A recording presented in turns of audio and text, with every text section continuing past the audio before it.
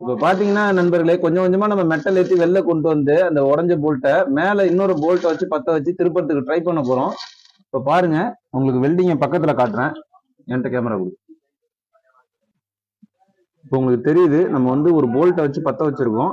கொஞ்சம் கொஞ்சமா வந்து போல்ட்டை வந்து இந்த பாடியில உடைஞ்ச போல்ட்டை வந்து நம்ம எடுத்திருக்கோம். இந்த இன்ஜினை இறக்க முடியாதுங்க. இந்த இன்ஜின் வந்து செட்டா இருக்கும். ஸோ இந்த மாதிரி கஷ்டமான வேலைகளும் நமக்கு வரும். இப்போ நம்ம இந்த போல்ட் எடுக்க ட்ரை பண்ணுவோம். அந்தாண்ட இன்னொரு போல்ட் இருக்கு, உங்களுக்கு தெரியுது. இப்போ அதுக்கு அந்தாண்ட அந்த போல்ட் வெல்டிங்கோட தான் இருக்கே தவிர இன்னும் நம்ம அதை கழுத்துல நம்ம என்ன பண்ணிட்டோம் அப்படின்னா, ஓரளவுக்கு இந்த போல்ட்டை லூஸ் பண்ணி எடுத்துட்டோங்க.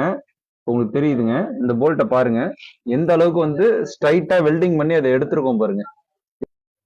நண்பர்களே, இப்ப பாத்தீங்கன்னா உங்களுக்கு தெரியுதுங்க, நம்ம ரெண்டாவது போல்ட்டையும் வந்து லூஸ் பண்ணிட்டோம் ஒரு வழியா. ரொம்ப சிரமப்பட்டிருக்கோங்க. இந்த போல்ட்டெல்லாம் அவ்வளவு சீக்கிரம் எடுக்க முடியல. இருந்தாலுமே நம்ம வந்து கஸ்டமருக்கு என்னால சக்சஸ் ஆயிடும் நம்பிதான் நான் ஒவ்வொரு வேலையும் எடுப்பேன். அந்த கடவுள் நமக்கு துணையா இருக்கு.